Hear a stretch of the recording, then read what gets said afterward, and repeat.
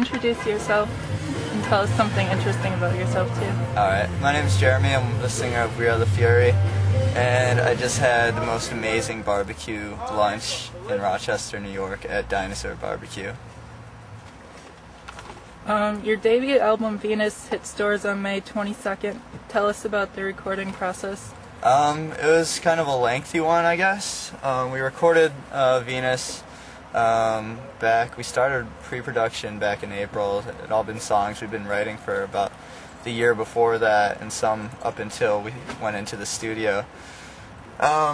We recorded with Tim Paddlin, who's produced bands like The Fags and Sponge, like the Wax Ecstatic record and the Rotting Pinata, I think, record, and he's produced Love Drug and a few other bands, and he's from an area like 45 minutes north of us, right near Ann Arbor, Michigan. And then also on the record, a couple of the songs were co-wrote and co-produced with Daryl Palumbo from Glassjaw and Head Automatica.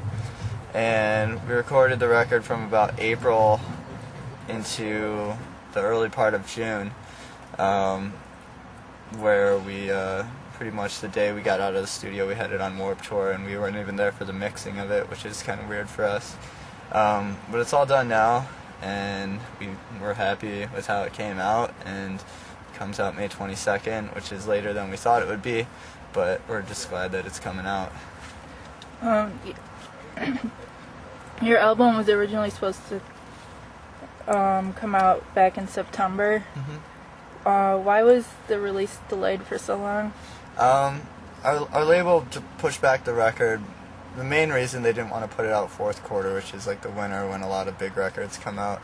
Us being a new band, they wanted to make sure that it had the proper promotion and stuff behind it. Also, our label is like kind of a young label, so it doesn't have like a built-in following like Fueled by Ramen or Vice or any indie label really. So that was a big part of it. Also, it's hard to get tours nowadays, so everyone who was working for us wanted to make sure that when our record came out, people knew who we were, which meant us being on the road. And so now we have like quite a bit of touring lined up. Right now we're out with Jack's Mannequin and Head Automatica, and we're going out with Men, Women, and Children after this. And so the record's going to come out while we're on the road. I think we'll probably do Warped Tour again this summer. So that way we'll just be on the road pretty much constantly. What was it like working with Daryl Palumbo, is it? Yeah. And Tim, I can't pronounce it. Paddlin as producers. Honestly, we've never had a more easygoing recording process. It felt very natural, but they also help bring out the best in us, which is a producer's job. And there was never a time where we felt like we were doing something we didn't want to do, or we were being pushed in a direction we didn't want to go in. It was all very natural. And I think it shows in the recording. It's just we're really happy with it and really had a lot of fun while we were doing it. And I think it's obvious in the songs and also the recording. Daryl also sang on the tracks So Physical and Still Don't Know Your Name.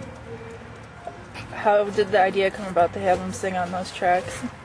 He actually co-wrote So Physical with me. He came up with that that guitar riff, and I came up with the vocals, and we just started doing it and jamming it, and it kind of took shape. And it was actually we didn't do the chorus and the bridge part to that song till we were back home, like months later, when we were thinking about which songs were going to go on the record, and we kind of developed that one, and it ended up being one of the stronger songs, we thought.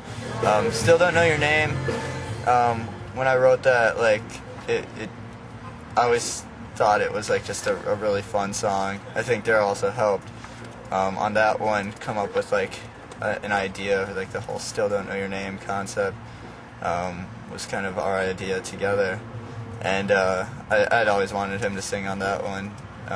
Just do a verse, because to me, when we were writing both those songs, I have very vivid memories of him being involved and the whole writing process, and so I just felt it was really natural and really cool to have him sing on it and help with the production of it as well. You wrote in your MySpace blog that your album was inspired by 70s glam rock acts like David Bowie and T-Rex. What newer bands with similar sounds inspire you? To be honest, not any new bands that are out. Like, I really don't listen to